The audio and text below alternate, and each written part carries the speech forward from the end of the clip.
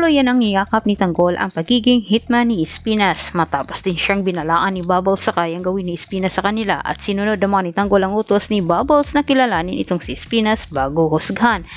Kahit nagsimula na mag-imbestiga itong si Tanggol at napag-alaman ni Tanggol sa lolo ni Bubbles na hindi tumatanggap ng kliyente itong si Espinas kung hindi malalaman nila na masasamang damo ang ipinatumba ng mga ito.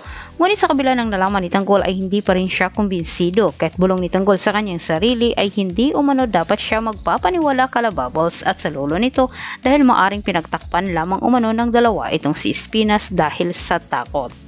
Samantala, planchado na ang plano nila Tanggol para sa pagtumbad nila sa buong Red Phoenix. Habang buo naman ang pasya nila Angkong, nabayaran na nga nila itong si Ramon sa araw mismo ng sinabi nito. At sa kabilang banda, pinahanda naman ni Espinas sila Tanggol para dumako na sila sa kanilang mission.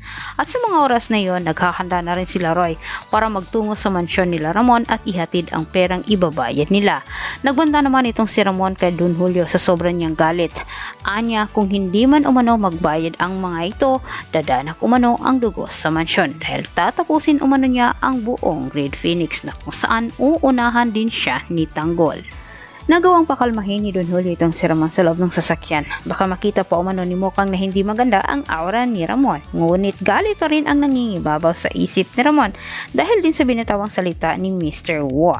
Sa pagdating ni Tanggol sa mansyon nila Roy, tahimik silang nagmamasid. Subalit maya-maya lang nakita nilang lumabas ang sasakyan ni Roy at Angkong. Sinabi ni Tanggol kay Bubbles at sa kanyang mga kaibigan na may pagbabago umano sa kanilang plano. Susundan umano nila ang sasakyan nila Roy at Tambangan para dun umano nila ito tirahin. At dito po nagtatapos ang ating paunang advance episode update. Huwag mong kalimutang mag-subscribe dito sa aking channel para sa maraming karagdagang update. Muli, maraming salamat and God bless.